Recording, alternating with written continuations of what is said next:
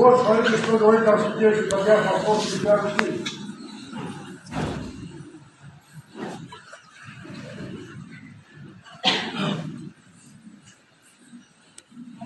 Апостол Павел: благодатью вы спасены. Но благодать Господа нашего Иисуса Христа над всеми нами, делающая то дело, которое ведет нас к спасению и жизни вечной. И здесь четко и ясно святейший говорит: не для того, чтобы там на доске почета были наши лица, а чтобы действительно наш вид был запечатлен в Царстве Небесном. Небо, что видело нас.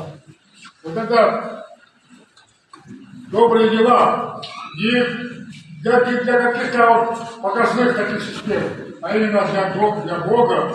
Вот многие, вот, да, я вот там в церкви сделал то-то, там, пол, как бы, подметал, или там, мыл. И недостаточно для того, чтобы удостоиться Царства Небесного. Полностью дела должны быть. И вот здесь святейший очень четко говорит: в ответ человек получает спасительную благодать. Получаем ли мы спасительную благодать вот в этой ситуации нашей? Можно смело об этом говорить. Вот все священники, которые находятся на этой территории, поделись. Вот все священники, которые находятся на территории Абхазии, это многострадальная абхазская земля, многострадальная абхазская церковь. И сегодня в этой ситуации, слава Богу, что эти батюшки, они все рукоположены в Московском патриархате, кроме меня. Была такая ситуация, вся Абхазия была в ситуации грузинской. Поэтому сегодня мы имеем полное право об этом говорить. Никто никого отсюда не выгонял. Вот с этого Федерального собора я был служащим этого собора. Отсюда, еще война не закончилась, но грузинские архиереи вместе с грузинскими священниками они покинули нашу территорию Абхазскую. Эта территория была неистинная, и они все засвидетельствовали своим бегством. Не мог никто этого сделать. Ни архиерей, и никто не может оставить. Я никогда не убеждаю, что вот, мол, православные христиане уехали с ним, а остались мусульмане. Вы мусульмане, да, или или вы, батюшки, там, где проповедуете, где вы видите мечети, где вы видите все это? Все это ложь.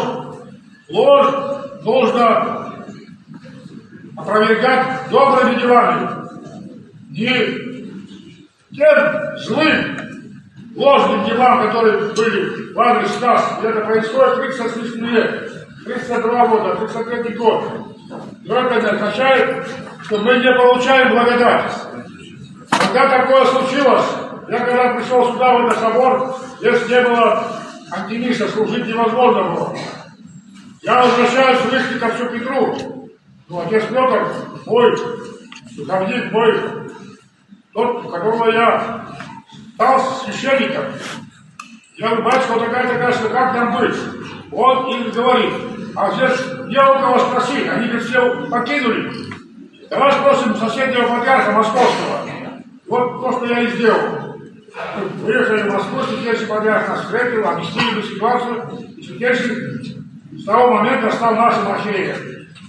И он есть наш архиерей, почивший, есть сегодня Кирилл. Мы поминаем кого нам говорилось? Кого мы поминаем? Святейшего патриарха Кирилла. Ну, какая может быть здесь другая территория? Это территория Абхазской православной церкви, Московского союзного такого характера духовного. Здесь никакого грузинского управления нет и быть не может.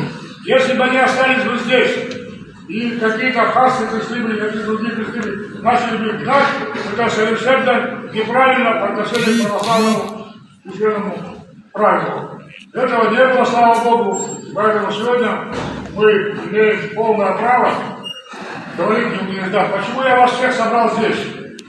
Потому что 30 с лишним лет мы говорим об этом, что это должно исправиться, должно быть в чистоте православной веры, чтобы было спасительно, а не губительно. Но, к великому сожалению, в новом Афоне у нас происходит то величайшее, которое еще такую такую беду Абхазии еще никто не наносил. Ни османская порта, никто этого не делал. Но здесь они извержены. Тем, кто их обучал, тем, кто их руководил, это московский патриархат. И сегодня московский патриархат сделал указ. 24 года мы терпеливо ожидали, что они станут на покаяние. Ни в коем случае никто не стал. Теперь Симоняк мне говорил, отец Виссарион, вас мало, давайте мы ждем, может они остановятся, покаются. Но, к великому сожалению, это не произошло, поэтому они извержены.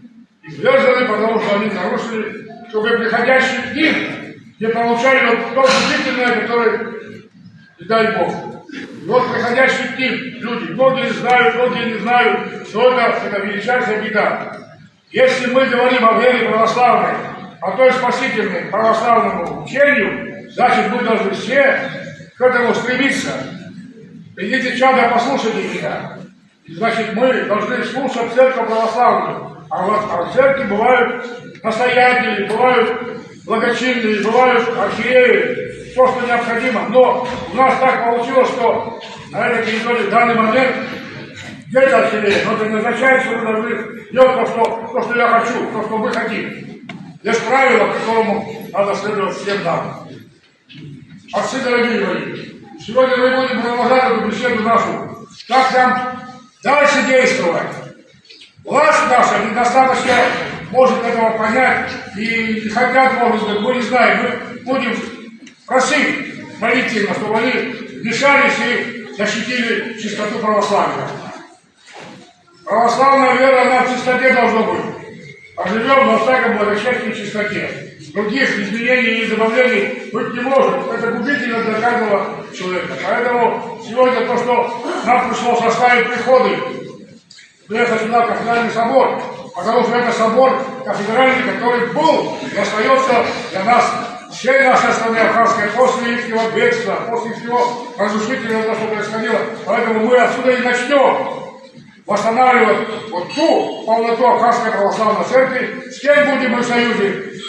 Это будет ясно и понятно после того, как Святейший Патриарх, которого мы поминали, он должен дать ответ. Что нам дальше быть, как там, что это правильно, неправильно. Одни считают, что это территория грузинской церкви. Территория не может быть грузинской, когда нет этого управления. Есть управление, которое все живущими, это то, что вы видите, то, что есть. И эти священнослужители, все они официально рукоположены в Московском патриархате, но они рукоположены были для Абхазии. Но тут же вмешалась грузинская церковь, поэтому это не Абхазия, это грузинская территория, и много архиереев с этим согласились, что это территория грузинской церкви. Но самое главное, Святейший Патриарх Мощивский и Действующий никогда не говорили, что это территория грузинской церкви. Поэтому мы все вопросы будем ставить. Но самое главное, как мы здесь, в этой стране, реализуем вот эти православные правила.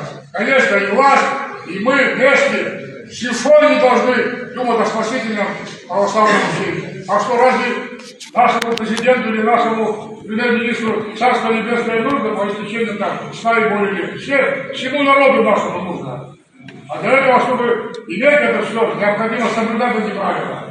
И поэтому мы будем эти правила соблюдать, мы будем ставить вопрос перед нашим государством, перед нашими правителями и перед тем, кто сегодня нам дает возможность участвовать в этом самом главном спасительном, это участие, это благодать Святого Духа от литургии.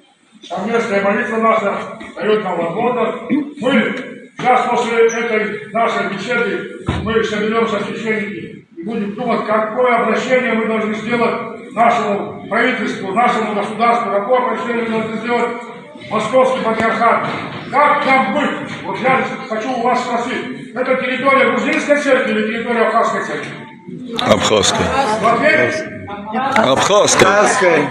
Ну а как кто-то считает, что это территория грузинской церкви? Те, кто считает, что это территория грузинской церкви, я отвечаю так. Территория грузинской церкви находится там, за пределами нашей границы. Пускай туда едут, там пускай распространяют эту веру православную. Но не на этой территории.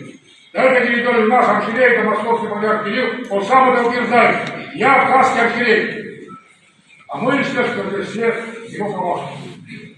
Конечно, великая беда в том, что наши священники, находящиеся здесь, если они обращаются к своим архиереям, архиереи там сидящие не дадут им буквально никакую справку о том, что они являются клириками Абхазской церкви или перешедшими. Нет такой, потому что такая сила была, давление, начиная с Майкопии, заканчивая все остальные епархии, где были руководители наших абхазских священников. Поэтому мы будем это исправлять.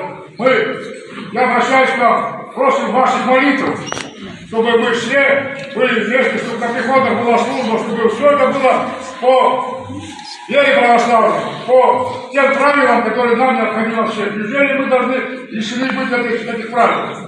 Идите научите все народы, дайте благую весть. Это православная церковь говорит.